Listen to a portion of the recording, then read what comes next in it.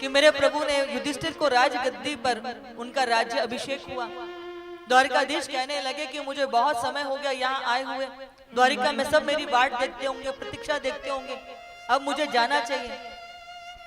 तो जैसे ही द्वारिकाधीश ने जाने की बात कही तो सभी आज दुखी हो रहे हैं, कैसे प्रभु को विदा करें, क्योंकि प्रभु के अंग संग तो समय कब बीत गया पता ही नहीं चला। तो सब भगवान से कह रहे हैं कि आप मुझे ये दीजिए, मुझ पर ऐसी कृपा कीजिए, कुछ ना कुछ भगवान से मांग रहे थे। तो द्वारिकाधीश भगवान ने अपनी बुआ कुंती जो है वो भगवान कृष्ण की बुआ भी है। तो भगवान कृष्ण कहते हैं कुंती से कि बुआ सब मुझसे कुछ ना कुछ मांग रहे हैं, आप मुझसे कुछ नहीं मांगते, आपको कुछ नहीं चाहिए। तो कुंती बुआ कहने लगी कि जो मैं मांगूंगी ना वो आप मुझे दे नहीं पाएंगे। कन्हैया बोले ऐसा क्या है बुआ जो मैं तुम्हें नहीं दे पाऊंगा? बोले हाँ, जो मैं मांगूंगी वो आप मुझे दे नहीं पाएंगे, इसलिए मैं आपसे कुछ नहीं मांगती। कन्हैया बोले नहीं बुआ ऐसी क्या बात है? बोले हाँ, यदि आप कुछ देना ही चाहते हैं तो फिर मुझे ऐसा आशीर्वाद दे दो कि मेरे जीवन में सदैव दुख ही आते रहे, सदैव मेरे जीवन में कष्ट ही बना रहे। विपदा संतु ना शाश्वत तत्र तत्र जगत गुरु भवतो दर्शनम यस्याद पुनर्भव दर्शनम।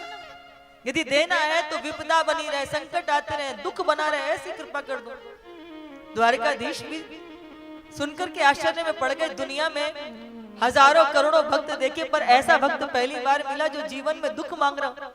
नहीं तो कोई पुत्र दे दो, कोई दुकान दे दो, सुंदर सी बहू दे दो, हाँ नौकरी दे दो, अच्छा दामाद मिल जाए, संसार भर की वस्तुएं मांगी, लेकिन पहली बार कोई सुख जो है दुख मांग रहा।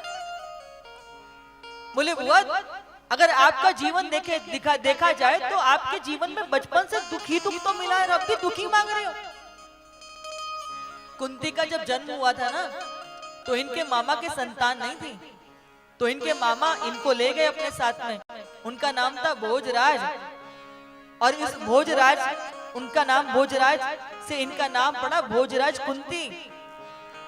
जिस बच्चे का जन्म जीवन अपनी माँ से बिलक बीता हो, फिर जब ये बड़ी हुई तो इनका विवाह किसके साथ हुआ? नहीं, विवाह होता उससे पहले क्या हुआ कि दुर्वासा ऋषि इनके पास आए थे। इन्होंने बड़ी सेवा करी और सेवा से प्रसन्न होकर के दुर्वासा ऋषि ने इनको एक आशीर्वाद दिया कि जब भी तुम इन देवताओं का आह्वान करोगी तो तुम्हें उनके गुणों के स्वरूप संतान की प्राप्ति हो जाएगी।